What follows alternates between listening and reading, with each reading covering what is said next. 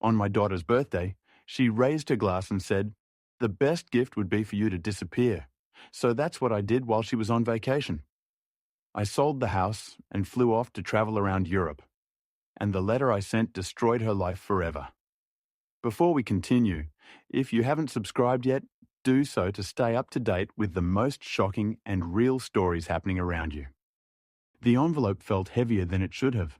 As I pushed through the restaurant door, inside, laughter bounced off exposed brick walls, and I spotted EDA immediately, at the head of a long table, her friends clustered around her like birds. The hostess gestured vaguely toward the party. But I hesitated, scanning for an empty chair. There wasn't one near EDA. I made my way around the table's edge. Someone shifted, creating a gap between two women I'd never met. I slid into it, the envelope still clutched in my right hand. EDA glanced up, her smile flickering when she saw me, then returning brighter for her guests. "Dad made it," she announced. "Not quite to me, everyone. This is Alan," a chorus of polite hellos. I nodded, setting the envelope on the table in front of my plate. Wallace sat beside EDA, his arm draped across the back of a chair. He wore one of those shirts with tiny patterns that cost too much, and his watch caught the light. When he reached for his wine, we ordered appetizers came. I waited for the right moment, watching EDA hold court, her hands animated as she told some story about a client meeting. Her friends laughed at the punchline. When the waiter cleared the plates, I picked up the envelope. "EDA, I said, leaning forward slightly. "Happy birthday." She turned, eyebrows raised. I extended the envelope across the table. She took it, examining the front, like she expected something to be wrong with it. Behind her, Wallace watched, with that half-smile he always wore around me. She tore it open. 2 tickets slid onto the tablecloth. Hawaii 7 days, oceanfront resort flights included. I'd spent 2 months saving the $4,200. EDA glanced at them, then at me. "Oh, Hawaii, I know you mentioned wanting to go," I said. My voice sounded thin. "Yeah, sure. Thanks, Dad." She placed the tickets beside her water glass, already turning back to the woman on her left anyway. Like I was saying about the presentation, I felt my smile lock into place. Around the table, a few guests looked at the tickets, then at me. Then away. Wallace picked up one of them, whistled low. "Nice? Alan must have cost a fortune. He said it like he was commenting on the weather. I wanted to do something special." I managed. EDA took a long sip of wine, set down her glass, and looked directly at me. Her voice carried clearly over the conversation. "You know, Dad, the best gift would be your disappearance, seriously." The table went quiet. Someone's fork clinked against a plate. Wallace's laugh erupted first, loud and genuine. "Oh, that's cold, babe." He was still laughing. Shaking his head, a few guests smiled uncomfortably. One woman, the blonde across from me, stared at her napkin. I kept smiling. My face felt like wax. "I mean it," EDA continued lighter now, like she'd made a joke. "Just imagine waking up and the house is actually mine. No more tiptoeing around EDA. That's the blonde. Started what? I didn't ask for his charity." EDA picked up the tickets, slid them back into the envelope, and dropped it beside her purse.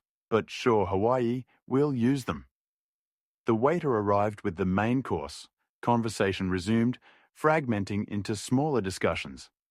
I cut my salmon into precise pieces, chewed mechanically. Swallowed. Wallace said something about work. EDA laughed. I nodded when someone asked me a question about Portland weather. When we finally left, the night air hit my face like cold water. Wallace jangled my car keys. He always drove my car, had done so for 3 years now, and Ida walked ahead to the passenger side. I climbed into the back seat. The leather creaked under me. Wallace adjusted the mirror, started the engine. "Did you see his face?" he said. Pulling into traffic, old chump swallowed it again. EDA turned slightly in her seat. I could see her profile in the streetlight. "He's not going anywhere, he's too weak. Think he'll actually move to the basement if we ask." "Probably he does, whatever I tell him." My hands found the door handle. I gripped it, felt the metal press into my palm, watched the city lights blur past. They kept talking, their voices floating back. To me, like sounds from another room, I stopped listening to the words. We pulled into the driveway. I waited for Wallace to unlock the doors, then walked across the lawn to the front entrance. Inside, the house was dark, except for the lamp EDA insisted stay on. In the entryway, I moved through the hall, past the master bedroom, their bedroom, to the small room at the end. My room, I closed the door quietly, sat on the edge of the bed, still in my coat. The envelope was probably still in Ada's purse, crumpled, now forgotten, $4,200. 7 years since my wife died, and EDA moved back home with Wallace. 7 years of watching my house become theirs. I sat there until dawn, and by the time light crept through the window, I knew exactly what I had to do. Sleep never came. I lay on top of the covers, shoes still on, watching the ceiling change from black to grey. Around 4 a.m, I heard them laughing in the master bedroom. The sound muffled but clear enough, their voices carried through the walls like smoke. I replayed it all, not just tonight, everything the day they took the master bedroom, 3 months after moving in, EDA standing in the doorway with her hands on her hips. We need more space for our king bed. You understand, right? I'd moved my things that afternoon while they went furniture shopping. The credit card statement from last October 20th, $300 in charges. I never made clothes restaurants. A weekend in Seattle when I'd asked about it, Wallace had shrugged family card right, my garage spot occupied permanently by Wallace's truck. My car sat in the driveway, now exposed to weather, every weekend morning for 7 years. Me in the kitchen at 6 making coffee, preparing breakfast, EDA and Wallace sleeping until noon, then appearing in their robes, taking the food like room service. The clock read 6:15. When I finally stood, my joints protested. I walked to the bathroom, splashed water on my face, and went to the kitchen. The routine moved through me automatically. Coffee. Brewing eggs in the pan, toast in the slots. I set the table for 3, though I knew they wouldn't appear for hours. They emerged at 10:30. Wallace first yawning, wearing pajama pants, and nothing else. EDA followed in an oversized shirt, her hair tangled. They sat without greeting me. Wallace poured coffee, took a long drink, then stretched his arms overhead. EDA, maybe we should ask your dad to move to the basement. We need that room for a home office. EDA brightened. That's brilliant. We could finally have proper space. I was putting jam on my toast. My hand stopped moving. Wallace spoke louder, directing it at me. Now, Alan, you don't mind, right? Basement's cozy. EDA didn't look up. List my coffee had gone cold. I drank it anyway. Staring at the bookmarked pages, Ada's voice drifted from somewhere in the house, probably talking to Wallace about the basement, my basement in my house. I closed the laptop and pulled out my phone. Morrison and Associates had a simple website, professional photos of 3 attorneys, a phone number centered at the top. I read their practice areas, family law, estate planning, real estate disputes. My finger hovered over the call button through the door. I heard Wallace's footsteps on the stairs, going up, not down. The footsteps faded. I pressed the button. The week after the basement comment, I became 2 people at breakfast. I was still the quiet father making coffee, setting out plates, nodding when Wallace complained about traffic. But in the afternoons when EDA and Wallace were at work, I was someone else entirely. The phone rang twice before a woman's voice answered. Morrison and Associates. I need to speak with Claude Miller, I said, about a property matter. She scheduled me for Thursday afternoon. I told EDA I had a retiree architectural society meeting. She didn't look up from her phone. I spent 3 days preparing. Pulled the house deed from the safe in my closet, the one EDA didn't know existed, spread it across my desk, read every line. Purchase date, April 1998. Owner Alan James Peterson. No co-signers, no joint tenancy, just my name. Black ink on official paper. I searched online each afternoon, clearing my browser history afterward. Oregon property law, sole ownership rights, eviction procedures, fast property sales. The words blurred together, but patterns emerged. I took notes in a small leather journal, kept it locked in my briefcase. Thursday came. I left at 1.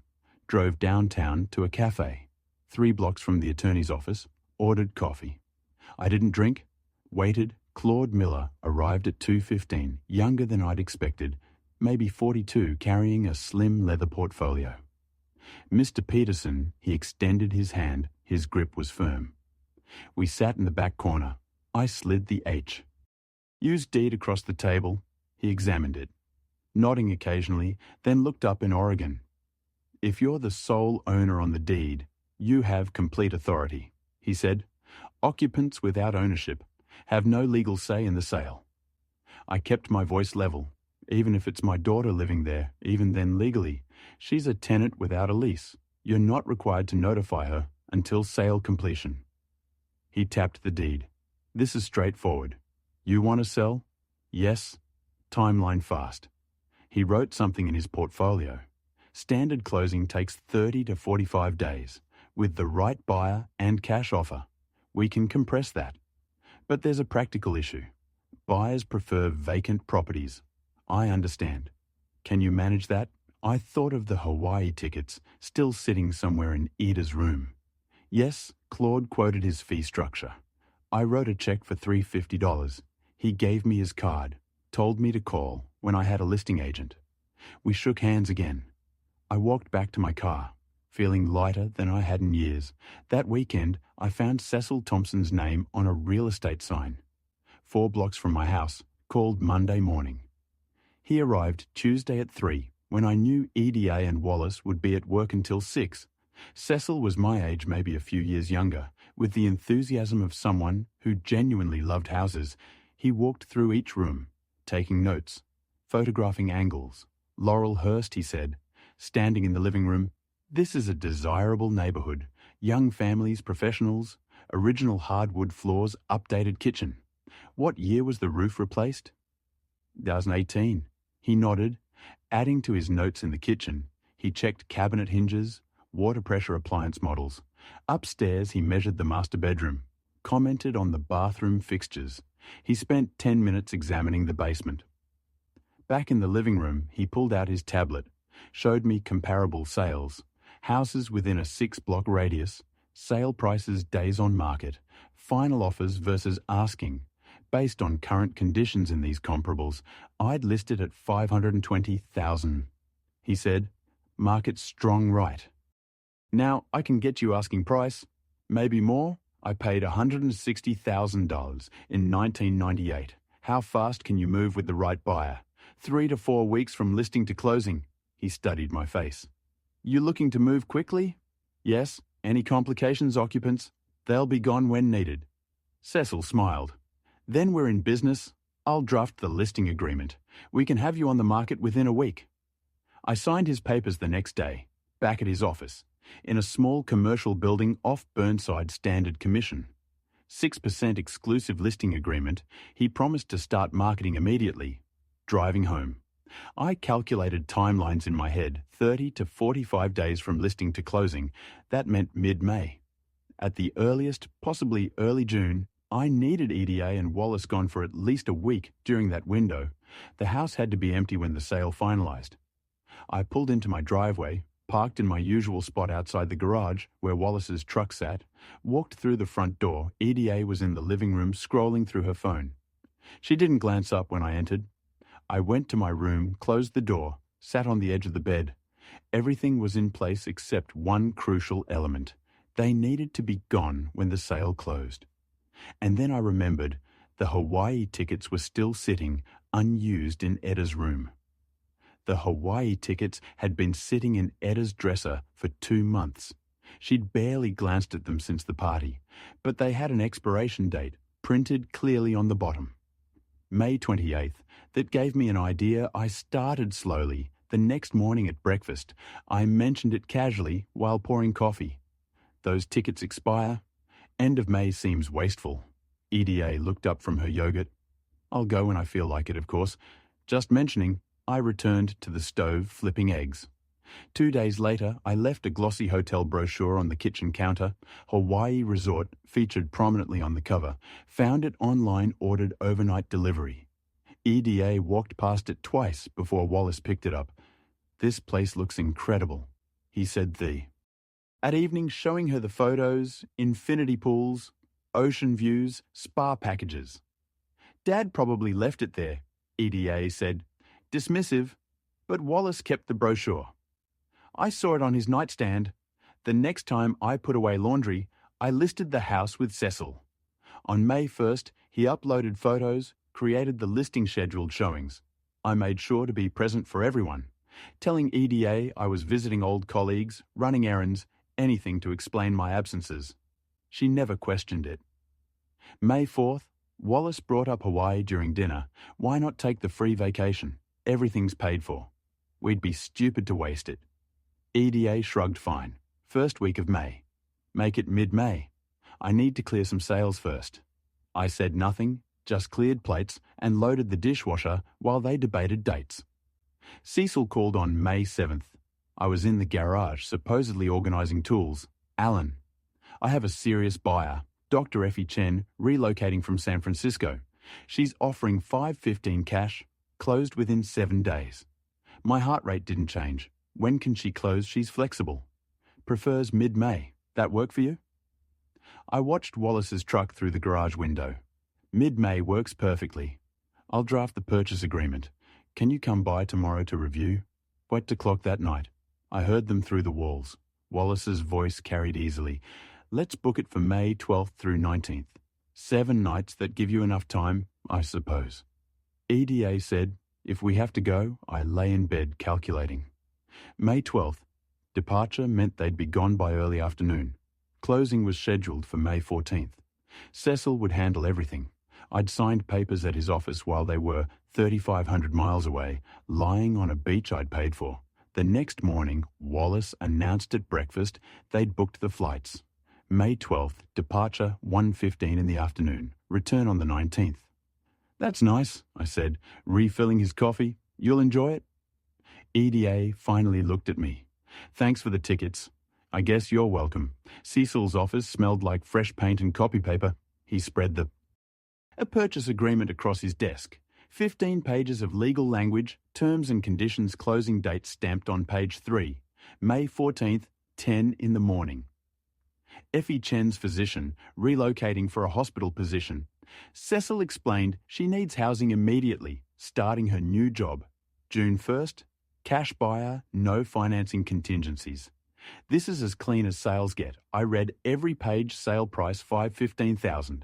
Cecil's commission $3,900, closing costs another $12,000 estimated. That left me roughly $470,000, give or take a few thousand, depending on final adjustments. I signed on every marked line. What about the occupants? Cecil asked. They'll be gone by the 12th. House will be vacant. He nodded. Satisfied? I'll coordinate with the title company. Effie wants to move in immediately after closing. That a problem? No problem at all.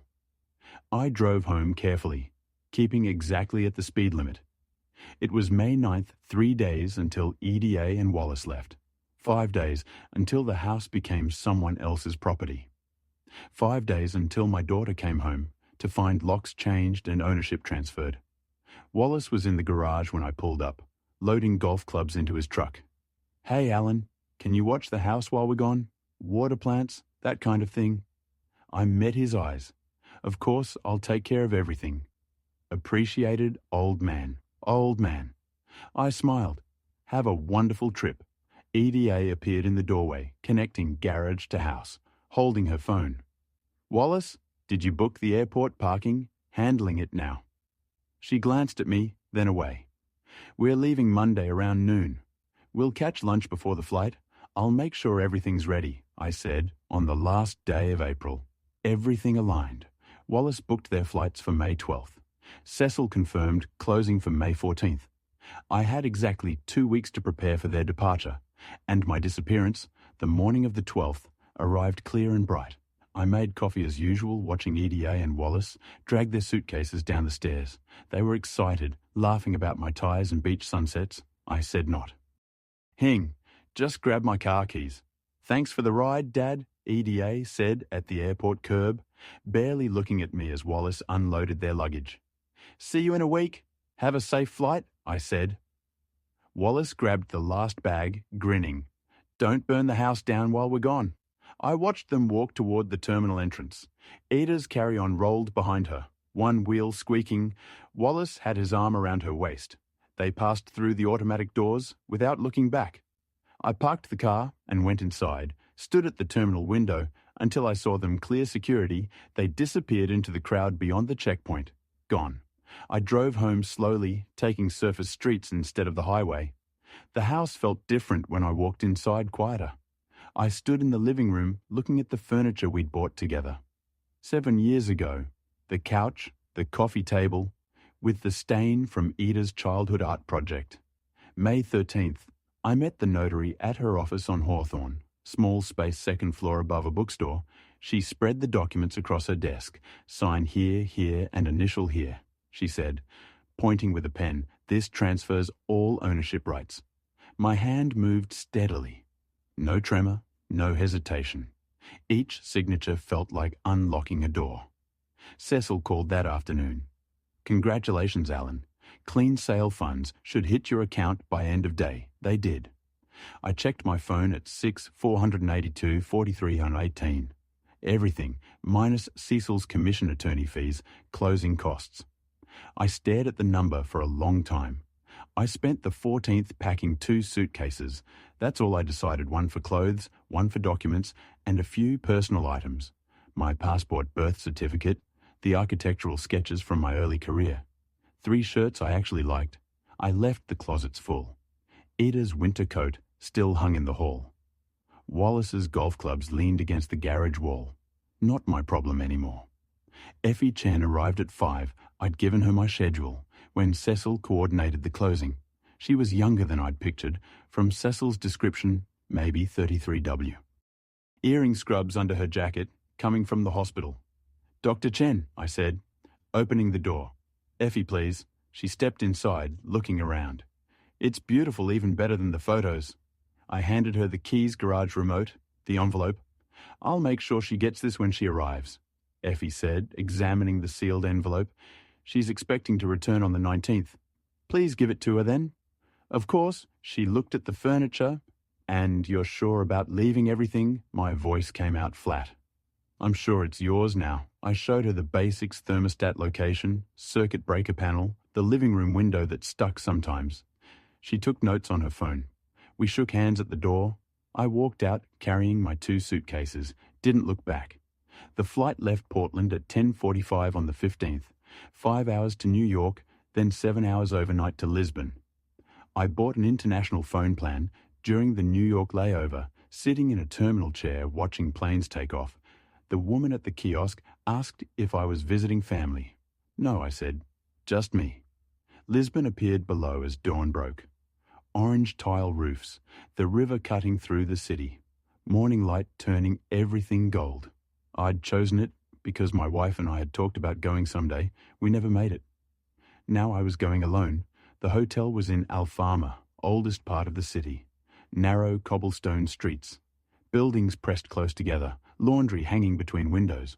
My room was small, clean white walls, single bed, window overlooking the street 3 floors below. I pulled the old phone from my pocket, the one with my Portland number, the one EDA had, the one tied to my old life. Powered it down completely, removed the SIM card, placed it in the hotel safe and locked the door. The new Portuguese SIM sat in my wallet, ready when needed. I unpacked slowly, hung my 3 shirts in the narrow closet, stacked my documents in the desk drawer, set my passport on the nightstand. I locked the old phone in the hotel safe and pocketed the new one. The room was small but clicked. Overlooking narrow cobblestone streets, outside I heard Portuguese conversations, street musicians, life continuing. My life for the first time in years. Mine alone, I woke to unfamiliar sounds. Church bells, seagulls, Portuguese voices rising from the street below.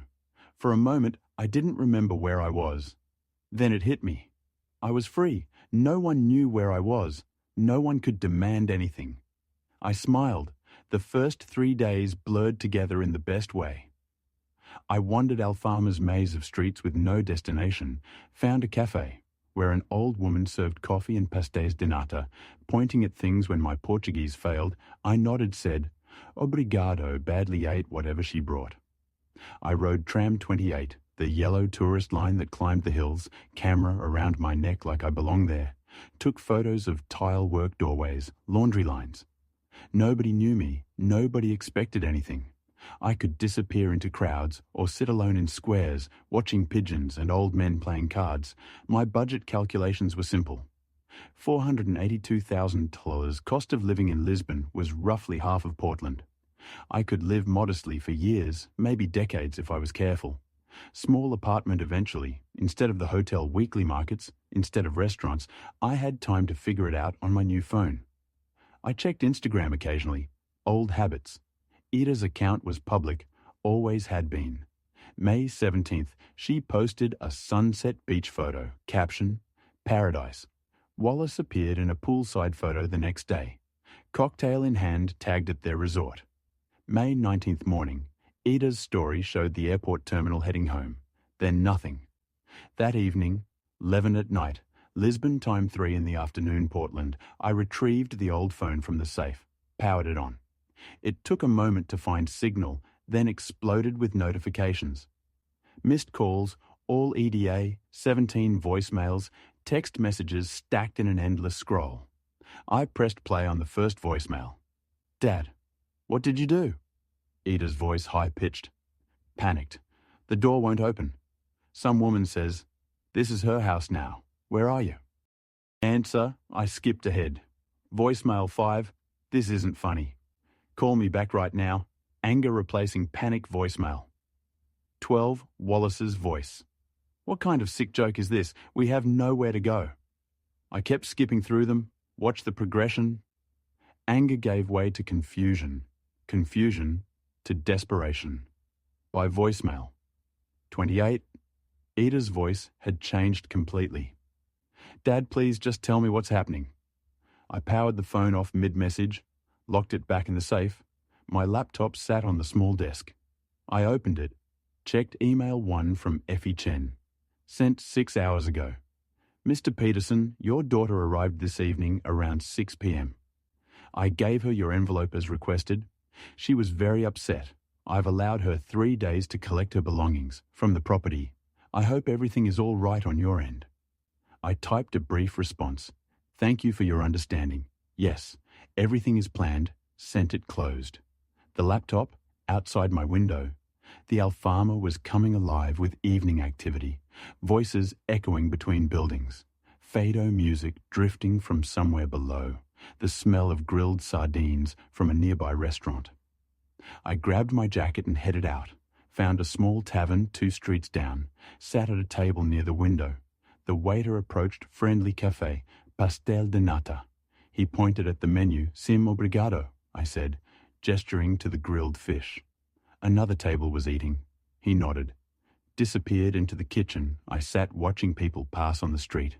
Couples holding hands, old women carrying shopping bags, a man walking a small dog. Normal life, anonymous life, while I was eating grilled sardines at that riverside tavern. EDA was standing outside my old house, locked out. I didn't know the exact details until I checked the phone, but I could imagine it, the key not working, the panic rising. The strange woman opening the door, explaining she was the owner now. The envelope with just 2 words inside, "Happy birthday."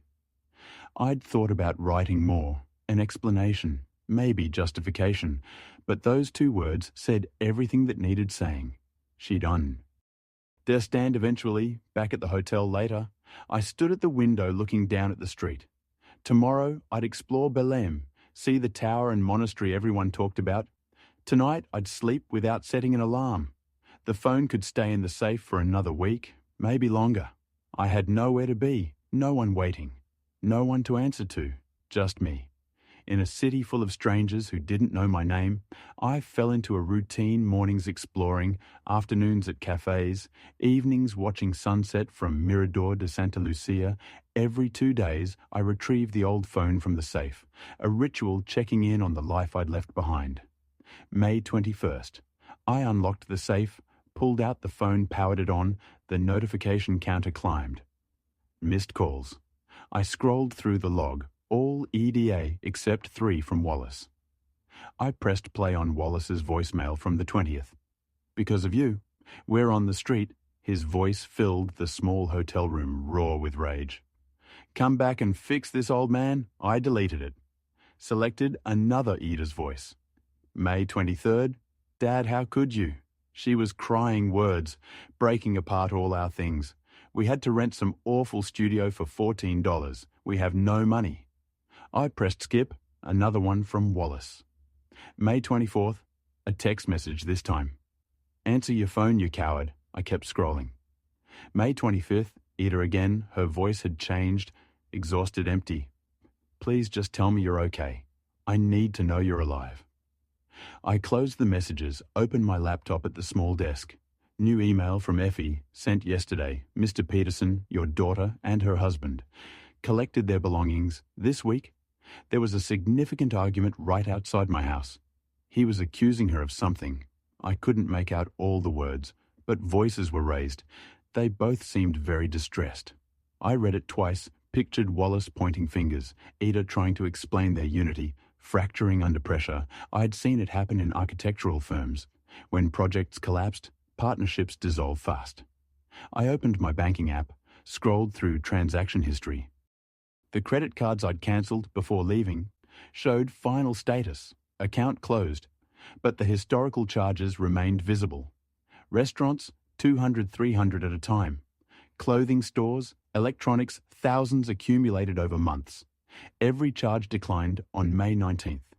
They'd been living entirely on my credit, not supplementing their income, replacing it. I powered down the phone, deleted the voicemails I'd listened to, clearing space, locked it back in the safe, walked downstairs into Lisbon. Afternoon sunshine, a vendor sold grilled chestnuts on the corner.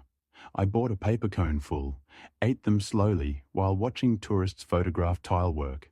My hands were steady, my breathing even. 2 days later, I checked again. To missed calls. Now I listened to one from May 26th. Ida's voice barely above a whisper. I keep thinking about the party. What I said, you just wanted to give me something nice. And I don't know why I said those things. I deleted it. Locked the phone away. The days continued. I rode tram 28 to Belém, toured the monastery Ate Pastéis de Nata at the original bakery, walked along the Tagus River at sunset. Every evening I returned to my hotel and the phone stayed locked away until the next 2-day cycle. May 28th, 104 missed calls. I scrolled through without listening, saw the timestamps clustering, early morning calls, lunch hours, late nights. Desperation has a rhythm.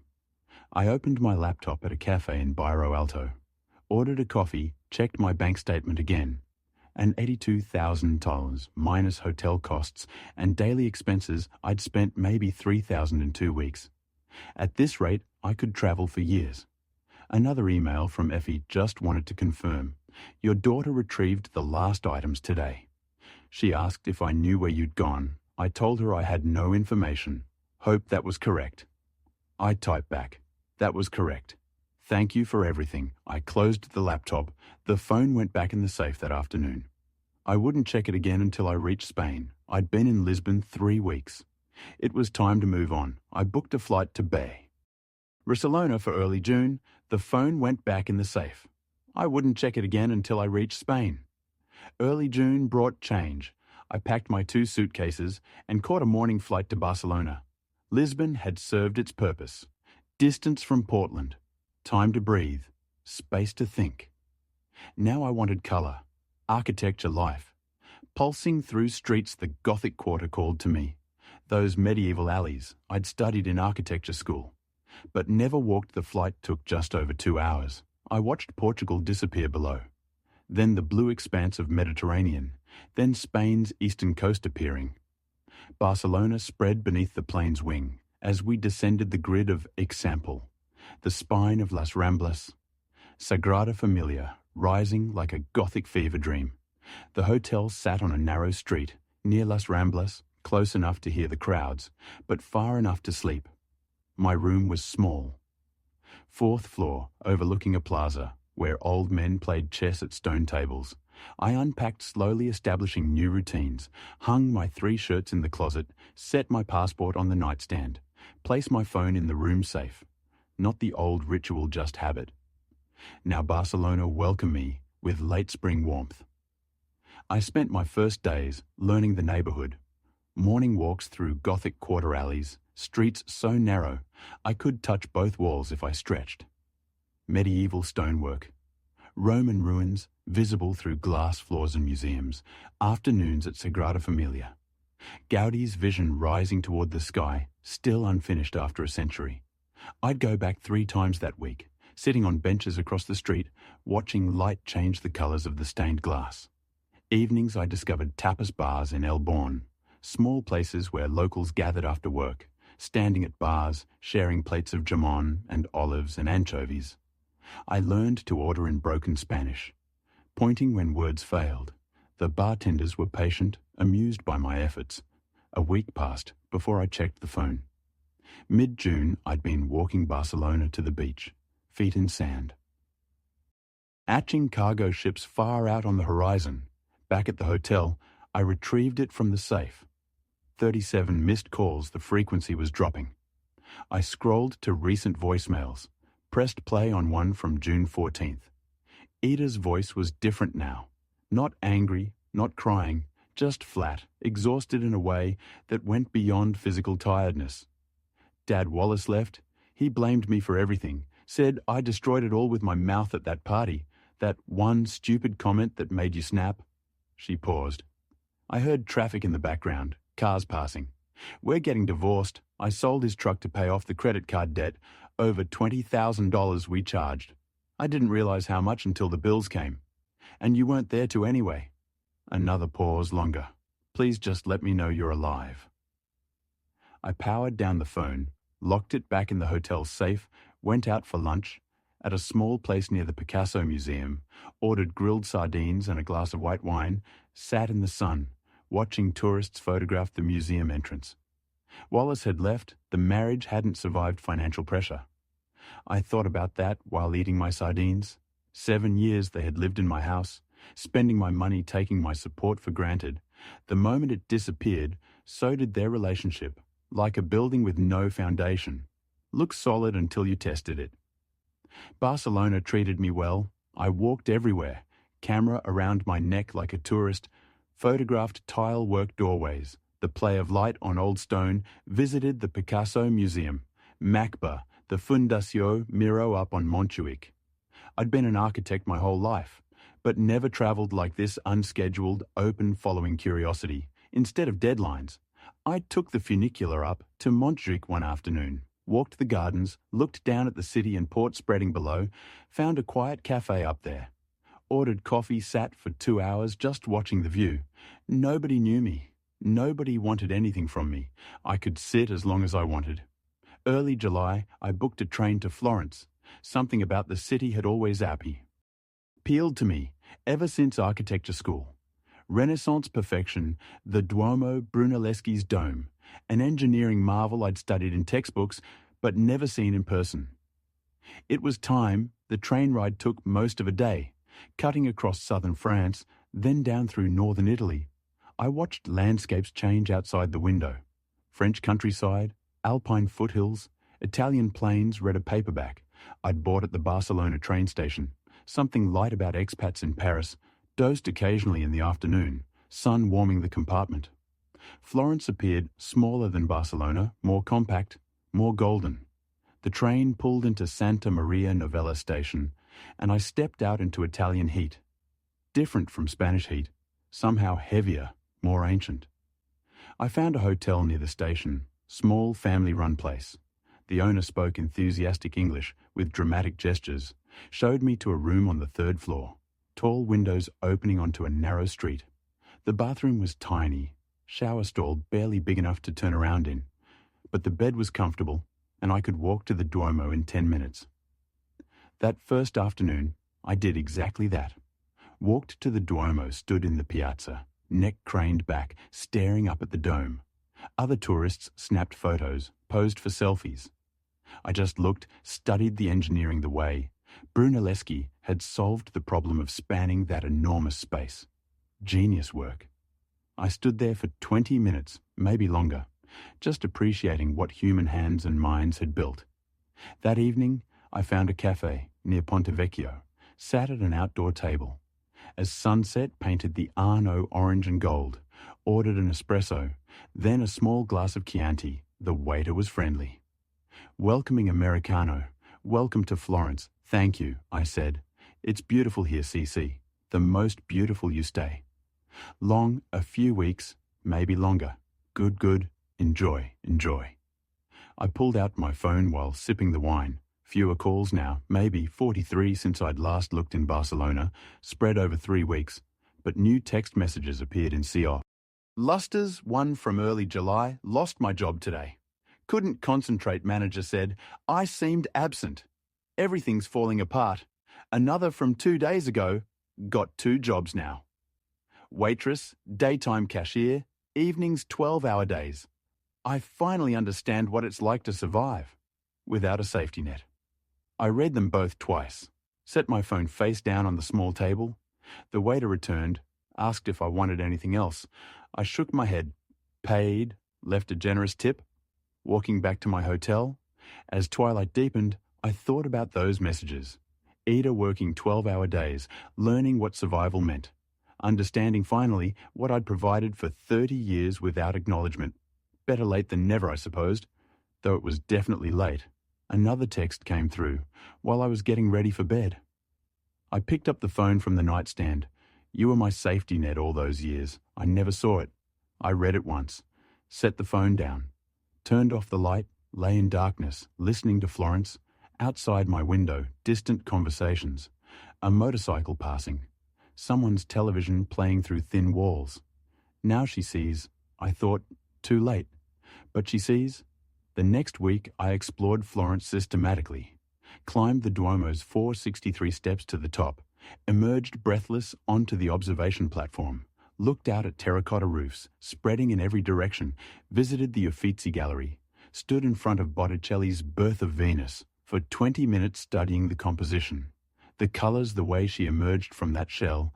Ate gelato in Piazza della Signoria. Wandered through Boboli Gardens, finding quiet corners where I could sit and sketch. Each evening, I returned to the same cafe near Ponte Vecchio. It became my routine order espresso, sometimes a small glass of wine. Watched the city's rhythm locals rushing home from work. Tourists meandering with cameras and gelato. Street artists setting up for evening crowds. My phone stayed mostly silent.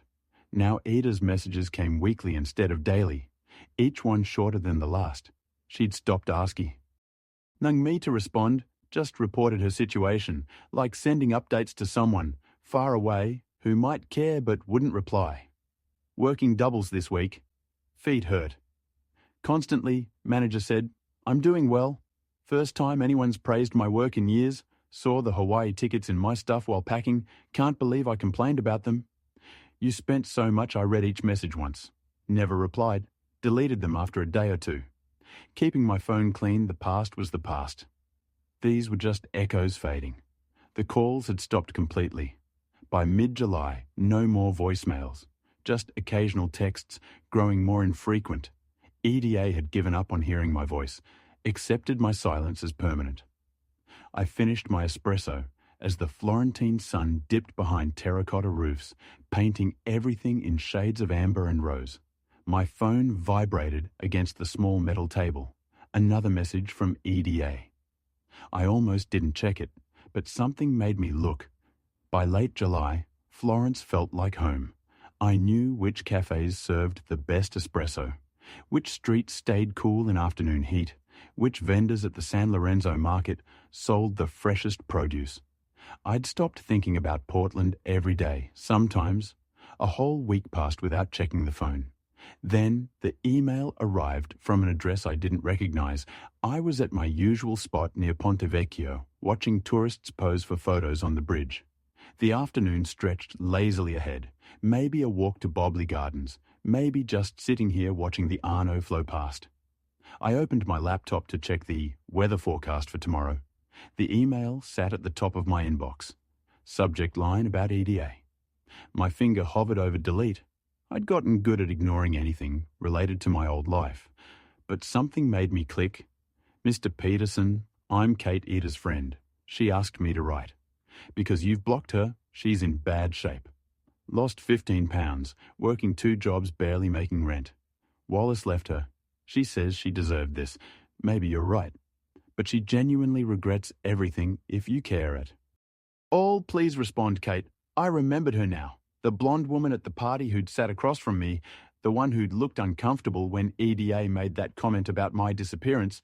She'd tried to say something, but EDA had cut her off. Dismissive, I closed the laptop abruptly, left a €10 note on the table, more than enough for the espresso, walked away without finishing it, something I never did. The cup sat there, still half full as I crossed the bridge. For hours I walked Florence streets I'd come to know, crossed the Arno twice, climbed the long path up to Piazza Le Michelangelo, stood at the overlook, looking down at the city spreading below, the Duomo rising in the distance. Tourists took selfies. Vendors sold cheap souvenirs. I just stood there, hands in my pockets, thinking about words I'd read on a screen, lost 15 pounds working 2 jobs, barely making rent back in my hotel room. That night, I sat at the small desk, opened the laptop, stared at a blank email reply. The cursor blinked. Waiting, I typed 3 words, I'm doing well. Deleted them. Started again. Thank you for deleted that too. Closed the laptop, walked to the window. The Alfama had lights coming on as evening fell. Restaurants opening, the neighborhood coming alive. The next day, I didn't write anything. Just walked, visited the Uffizi again, stood in front of paintings I'd already seen twice, bought gelato I didn't finish, sat in parks watching pigeons.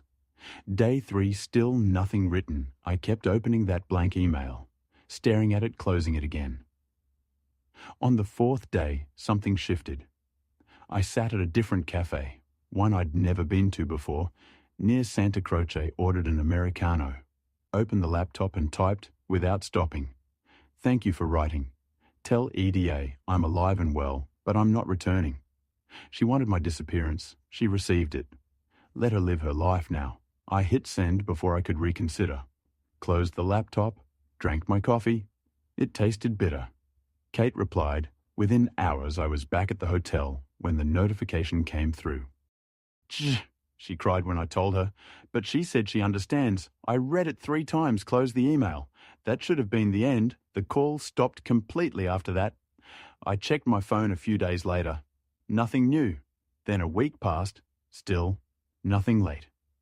August, I pulled it out of my bag where I'd been keeping it, not even bothering with the safe anymore. The ritual had become meaningless. One last voicemail. August 5th. Almost 3 weeks old, I'd missed it. In my deliberate avoidance, I pressed play, held the phone to my ear. Dad Ada's voice was barely recognizable. Small, broken, raw, in a way I'd never heard. I'm not calling anymore, I understand now. A pause, I heard her breathing. Uneven, you were right. I was a monster. I'm sorry. She was crying. Not the performative tears from before, not the manipulation I'd witnessed for years. Real ones, exhausted ones, the kind that come when you finally run out of fight. Then silence, the message ended. I stood there in my small hotel room, phone still pressed to my ear, listening to nothing. Set it down carefully on the desk, picked it up again, played the message a second time, then a third. Each time I heard something different. The first time the words themselves, the second time the exhaustion behind them, the third time the acceptance. She wasn't asking for anything, wasn't demanding I return or fix anything, just acknowledging what she'd learned. I set the phone down and walked to the window. Florence spread below me, golden in evening light. The Duomo rose against the sky. Tourists filled the streets. Life continuing indifferent to one. In Gracia, 2nd floor of a converted building, tree-lined streets outside, local markets on every corner, neighborhood cats sleeping in doorways. The landlord was a woman in her 60s, Maria, who spoke careful English with a thick Catalan accent. She showed me the balcony, the small kitchen, the bedroom, with its single window overlooking the plaza below. $900 each month, she said. 6 months minimum perfect. I said, I'll take it. She handed me the keys that afternoon. 2 small brass keys on a simple ring. I held them in my palm, feeling their weight, the first keys to a place that was truly mine. In 7 years, I unpacked my 2 suitcases slowly, methodically. 3 shirts in the narrow closet, my documents in the desk drawer passport, bank statements, the house sale papers I'd kept, my architectural sketches spread on the small table. This wasn't temporary anymore. This was home. The apartment was modest. Kitchen barely bigger than a closet, bathroom with a shower stall that dripped, bedroom just large enough for the bed and a chair, but the balcony that made everything worthwhile. I could sit there with morning coffee, watch the neighborhood wake up, evening wine watch. It settled down to sleep. I pulled the old phone from my bag, powered it on one final time. The screen lit up notifications loading. Nothing new. Since August 5th, Ida had kept her word, 3 weeks of silence. I scrolled through the message history one last time. Hundreds of texts, voicemails, the whole desperate chronicle of consequences, catching up. I opened Instagram. Something I hadn't done in months. My fingers remembered Ida's username, automatically typed it without conscious thought. Her profile appeared last post August 10th, 5 days after her final voicemail, a photo of herself in a waitress uniform, green fabric with white trim, name tag pinned to her chest, though I couldn't read the name from the angle. The photo was taken in a mirror, probably a restaurant bathroom. No filter, natural fluorescent light. Raw caption, new life. New less. Ons, no emojis, no hashtags, no performance, just 7 words. She wasn't smiling in the photo, just looking at the camera with an expression I couldn't quite read. Tired, yes. Thinner, like Kate said, her face had lost its fullness. Cheekbones more prominent, but there was something else, something in her eyes. Not the entitled confidence from before, not the panic from the voicemails. Something quieter. Acceptance maybe, or the beginning of understanding. I studied the photo for a long moment, zoomed in slightly. Looking at details, the background showed industrial kitchen equipment. The uniform looked cheap. Polyester probably. Her hair was pulled back in a simple ponytail. No styling. This was real work, hard work, the kind I'd done my whole life. While she lived comfortably in my house, I closed Instagram, opened the messaging app, held my finger on the first conversation. Ida's name at the top with that red notification badge, I'd ignored for months, selected it, then the next and the next. Wallace Cecil, Claude Effie, everyone connected to that old life delete. Delete the phone, asked me to confirm each one. Are you sure? Yes. Are you sure? Yes. I watched conversations disappear, months of history erasing itself line by line. When the message list was empty, I walked to the small trash bin in the kitchen, looked at the phone in my hand one more time.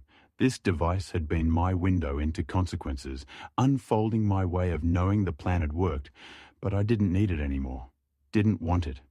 I dropped it in the trash, heard it hit the bottom with a dull thunk against the plastic liner. The balcony called to me. I made coffee in my new kitchen.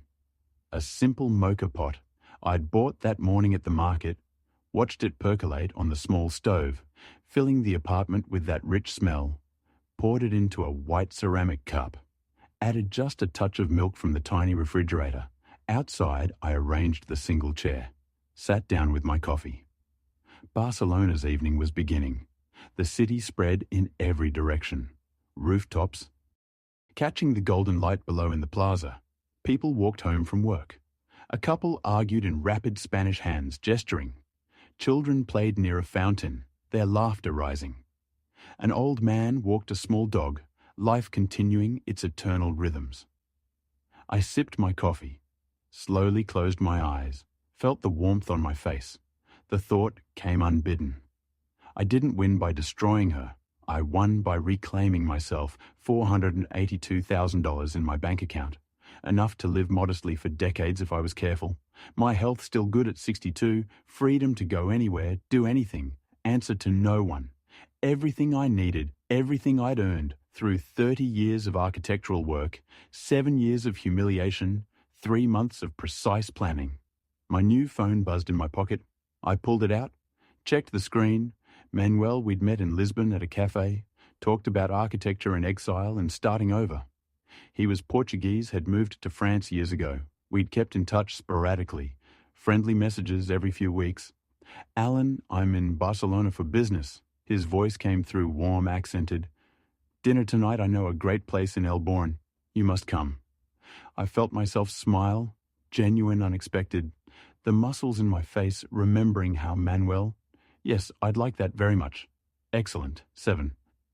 I'll text you the address. It's a small place, tapas. Very local. You'll love it. I'll be there. Wonderful. It's good to hear your voice. My friend, I set the phone down on the small balcony table. Finished my coffee slowly. The sun dropped lower, painting everything in shades of amber and gold. Somewhere below, a street musician started playing guitar, flamenco complex and melancholy. The melody drifted up, mixing with conversations in Catalan and Spanish, with children's laughter, with the everyday symphony of a city living. Tomorrow I'd explore more of Gracia. I'd seen a photography group advertised at a cafe. Meeting Wednesday evenings, maybe I'd learn more Spanish. I'd been lazy about it, relying on English. Visit that bookstore on the corner that sold used English pin. Upperbacks, sign up for a cooking class. I'd noticed at the community centre, the future stretched ahead, unscripted and entirely mine. I'd spent 30 years living for others, building a home for a wife I'd loved deeply, who died too young, supporting a daughter who'd grown to despise me, tolerating a son-in-law who mocked me openly, sleeping in a small room in my own house, making coffee for people who treated me like furniture, being useful, being necessary, being invisible. Now I lived in a small apartment in Barcelona, made coffee for myself, spent my days however I chose, answered to no one, was necessary to no one. And that was perfect.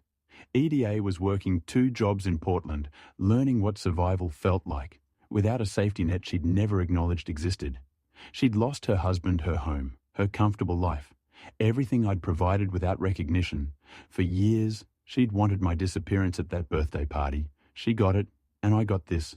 Freedom, choice, peace, morning coffee on a Barcelona balcony. Dinner with a friend tonight. Tomorrow's possibilities, next week's adventures. A life that was finally completely mine, that wasn't revenge, that was justice. I finished my coffee as Barcelona's evening deepened into twilight. Manuel would meet me in an hour at that tapas place in Elborn. We'd have dinner, drink wine, talk about architecture and travel in life. He'd tell me about his projects in France. I'd tell him about Florence, about the Duomo's engineering marvel. We'd laugh, make plans to meet again. Tomorrow would bring whatever it brought. And the day after that, and all the days after that, all mine, every single one. Thank you for watching this video. Share your thoughts in the comments. I truly value every story and every voice. Don't forget to subscribe to Tears and Strength and share this video with your friends.